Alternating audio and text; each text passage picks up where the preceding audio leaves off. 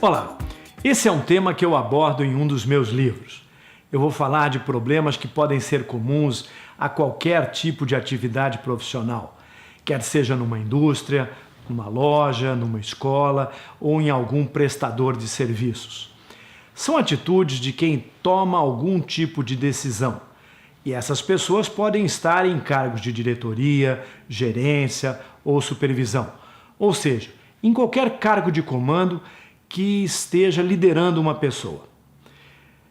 São o que a gente chama de processos internos de gestão de relacionamento de pessoas.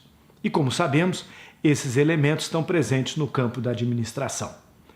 Comentarei resumidamente sobre 9 pontos que podem ser críticos, independente do tamanho dessa atividade profissional. Pois então vamos ao primeiro.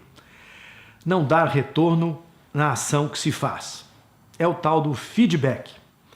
Quando se demora em dar algum retorno, geralmente o que acontece é que o assunto já esfriou, já passou e pode-se perder a oportunidade de intervir quando seria mais conveniente. Isso ocorre nas chamadas relações de atuação direta, do tipo chefe subordinado. Mas quando tratamos de grupos, é conveniente ter uma certa regularidade nas análises de desempenho interno. Isso pode ser definido e feito temporariamente, com datas pré-fixadas, como uma vez por semana, uma vez por mês, de 3 em 3 meses. Deve-se avaliar o que deu certo e o que não deu certo, quer seja por equipes, por departamentos ou por setores. Ou ainda, se a empresa for pequena, com todos os empregados que compõem o negócio. Recordo-me de quando haviam essas avaliações, se criava um clima de tensão com as análises individuais e a preocupação com os resultados. Isso é muito natural, isso é comum. O que pode minimizar essa tensão é quando da contratação do empregado ou do colaborador contar como é que são as regras de avaliação dentro da organização. Esse mecanismo administrativo é muito bom para que seja feito para se ajustar os caminhos e o foco da atividade. Considere que ao mesmo tempo em que se concretiza a correção dos rumos, há uma integração entre as pessoas que acabam tendo tempo para aprender mais e crescer como profissional. E vamos a um outro ponto, que é o de não avaliar a si mesmo. Bem, há pessoas que têm resistência em admitir seus erros e em conseguir olhar para as suas deficiências. Nesse ponto, deve-se perguntar: o que eu estou fazendo de errado ou deixando de fazer? Em qualquer atividade é preciso ter conhecimento das suas capacidades e habilidades, de estar se interessando cada vez mais e buscando melhorar.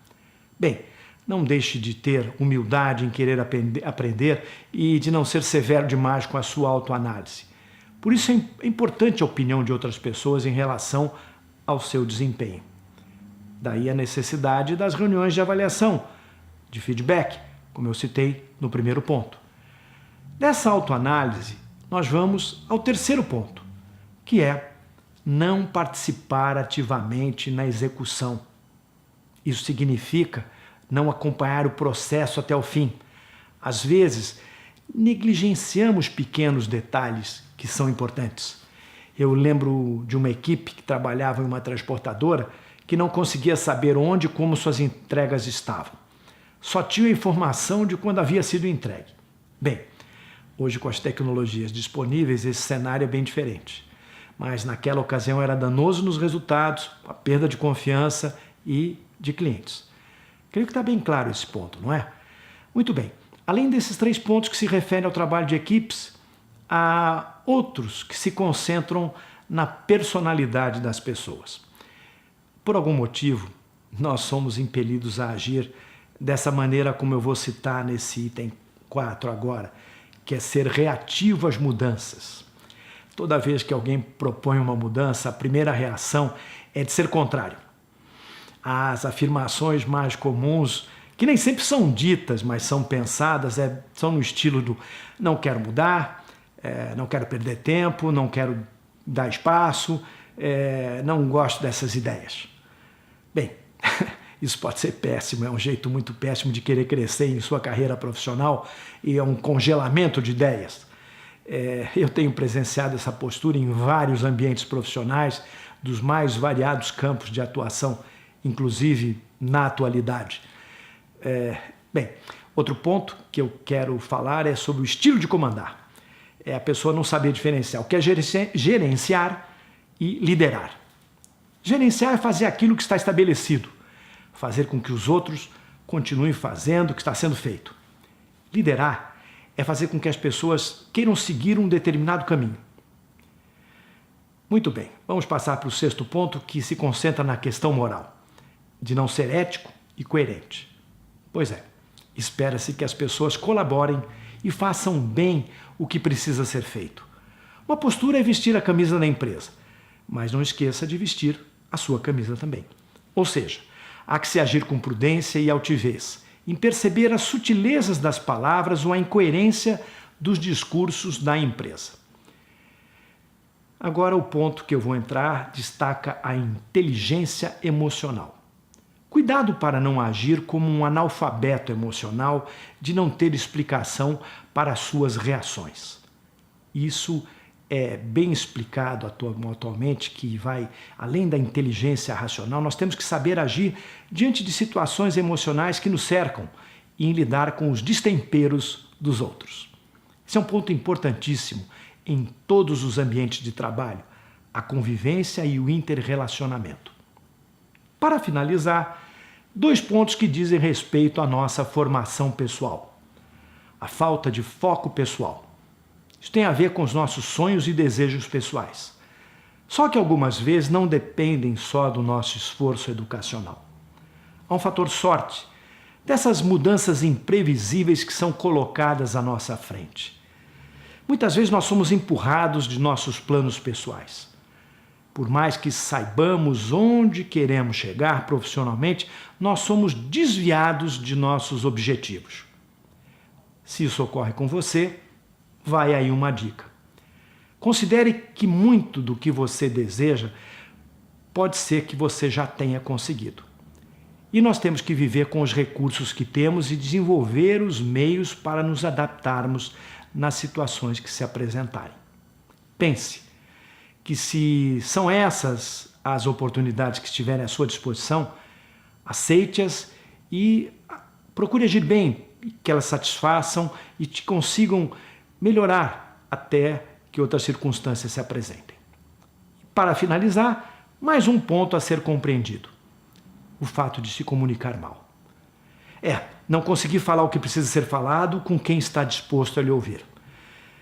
Nós já temos a perda da comunicação pela diferença etária ou cultural. Ainda pela compreensão ou interpretação do uso das palavras que trazem ainda transtornos maiores. Assim, é preciso se esforçar para se fazer entender sem que esses chamados ruídos da comunicação possam interromper o diálogo. Quando se fala em administrar, tem-se que entender que todos esses pontos estão interligados. Assim, não é porque eu estou citando esses pontos em números que o primeiro ponto crítico é mais importante, que deve ser levado em consideração primeiramente. Ou seja, todos têm o mesmo peso de importância. Às vezes, quando se fala de um desses pontos, pode-se estar depositando a causa em outro. Isso quer dizer que todos estão conexos e dizem respeito às atribuições, ao comprometimento de cada pessoa em alguma atividade profissional. Todos, portanto, têm algo em comum. Podem ser estopins de discórdias e motivos para gerar crises. Quando nós estamos lidando com pessoas, na gestão de pessoas, esses são pontos de atrito que podem ocorrer a qualquer tempo.